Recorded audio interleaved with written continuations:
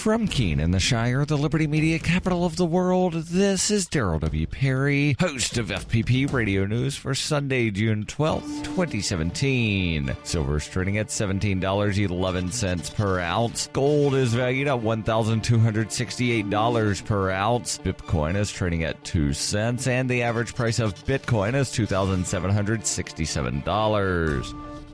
Antiwar.com reports Russian Foreign Minister Sergei Lavrov, in a phone call with Secretary of State Rex Tillerson, warned that Russia considers the recent U.S. attacks on pro-government forces in southern Syria categorically unacceptable and said the U.S. must take steps to prevent any further clashes of the sort. The U.S. has had multiple recent incidents in which they've attacked Shiite militia forces in southern Syria, accusing them of getting too close to a rebel base which has U.S. personnel stationed in it. The indications, however, are that the Shiite militias in the region have been attacking the Islamic State and Al-Qaeda forces, not U.S.-backed rebels at Al-Tanf. Russia has harshly criticized the U.S. attack, saying that they are risking cooperation in the fight against the Islamic State. Syrian officials have also issued a statement harshly criticizing the U.S. attacks, noting that the U.S. presence was never authorized by the Syrian government in the first place, and that they consider attacks on their allies within Syrian soil to be a violation of sovereignty. The U.S. has maintained that its various attacks were done in self-defense because the regime forces were getting too close to the Al-Tanf base, despite no suggestion that they were moving against the base in the first place. The U.S. has made clear that they are displeased with the Shiite militia's efforts to reach the Iraqi border and link up with Iraqi military forces fighting the Islamic State there, but there appears to be no real basis for the U.S. to prevent this move.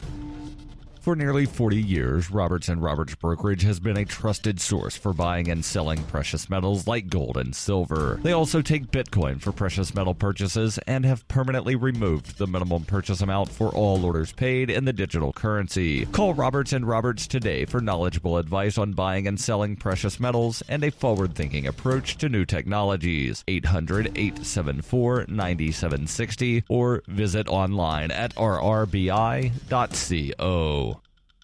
Reuters reports voters on the economically struggling U.S. island territory of Puerto Rico voted overwhelmingly on Sunday in favor of becoming the 51st state, although turnout was low and adding another star to the U.S. flag likely faces an uphill battle in Congress. A government website for the non-binding referendum, which was the fifth such plebiscite for Puerto Rico since 1967, showed 97% support for statehood. However, only 23% of the 2.2 million eligible voters participated in the vote. Puerto Rico's Governor Ricardo Rosselló campaigned for statehood as the best avenue to boost future growth on the island, which has $70 billion in debt, a 45% poverty rate, woefully underperforming schools, and near-insolvent pension and health care systems. Rosselló said in a statement, "From today going forward, the federal government will no longer be able to ignore the voice of the majority of the American citizens in Puerto Rico. It would be highly contradictory for Washington to demand democracy in other parts of the world and not respond to the legitimate right to self-determination that was exercised today in the American territory of Puerto Rico." Puerto Rico's hazy political status, dating back to its 1898 acquisition by the United States from Spain, has contributed to the economic crisis that pushed it last month into the biggest municipal bankruptcy in U.S. history. Those in favor of statehood for the Caribbean island hope the new status would put the territory on equal standing with the other 50 states, giving them voting representation in Congress, more access to federal funds, and the right to vote for U.S. president. Rosselló will ask Congress to respect the results, but Puerto Rico is seen as a low priority in Washington. The island's two main opposition parties boycotted the vote. Puerto Rico's former governor, Rafael Hernandez Colon, said in a statement, "A contrived plebiscite fabricated an artificial majority for statehood by disenfranchising hundreds of thousands of Commonwealth supporters. Rather than head to the polls, about 500 Puerto Ricans marched in the streets of San Juan, waving Puerto Rico's flag and burning the American flag while chanting in support of independence."